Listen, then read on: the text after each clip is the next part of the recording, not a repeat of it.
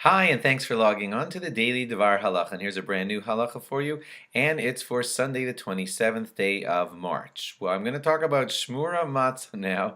Might sound early, but I'm doing it because soon you'll be shopping for it or ordering it, and I want you to know some of the basics on it. First, let's say, and I may repeat this, the regular matzah that you buy in the store that has a proper hechsher on it, a real good proper hechsher on it, and it's not shmura matzah. We'll get to what that is in just a moment. It's totally kosher, and you don't have to worry that you're eating not kosher food, okay? Basically, so in short, like the three kinds of matzah, regular kosher matzah, machine shmura matzah, and hand shmura matzah, which I'll get back to and explain in just a moment, they're all kosher if they have a proper hechsher on them, okay? Let's make that clear. So let's explain what the differences are. Regular matzah with a hechsher on it is matzah, okay, that's regular. Let's get to shmura matzah that's machine. Machine shmura matzah means this. The wheat that they cut to be used for those machine shmura matzahs was watched real early from like right after it was harvested to make sure that it never got wet.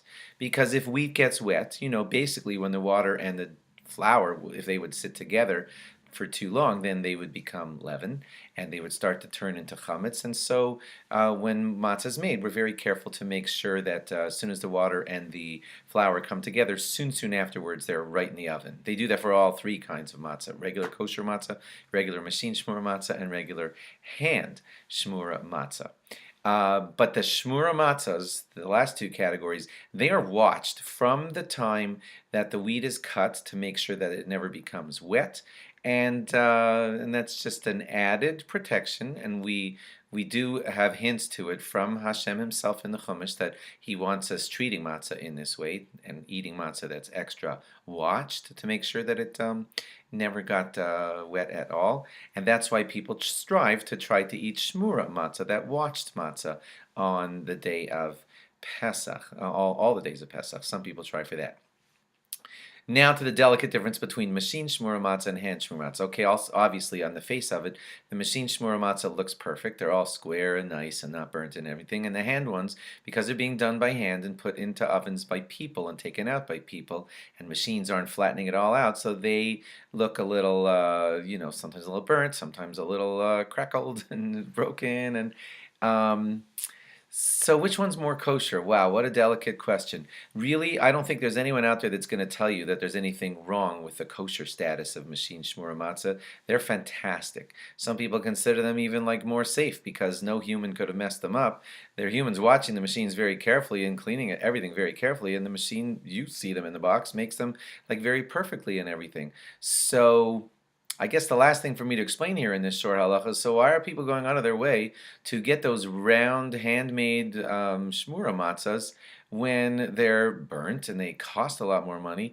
And why do they have to cost so much money? Well, they cost more money obviously because to pay all the people to stand by and do all this, you're just going to have to pay for all the human labor that goes into that, and that's where they get to be very expensive. Why do people strive to have those hand ones when they even look a little bit imperfect and burnt or whatever? It's mostly a tradition. They just feel like that's the way the Jews have always done it. They don't want to be doing those machine, pristine things. They want to be doing it the way Jews have done it throughout time. And machine shmur matzahs only showed up in this era here. So to keep with tradition, they want to have those hand shmur matzahs. But I don't think anyone's going to tell you out there, or at least not too many people will tell you, that machine shmur matzahs are less kosher. I don't think anyone's going to say that. So again, in summary here, I may have talked a little unclear today, but regular kosher matzahs with the proper kosher for Pesach symbol on them are kosher for Pesach. Shmura matzah, it's just machine shmura matzah. It's nicer to ramp up to that because we try when possible to fulfill that added thing that this is matzah that was watched ever since it was harvested.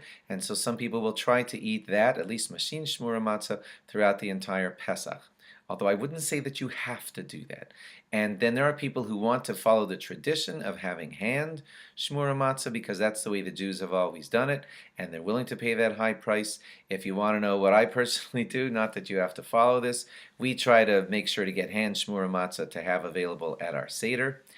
We try to eat shmura matzah the rest of Pesach, but we use machine shmura matzah for that, or whatever hand matzah is available.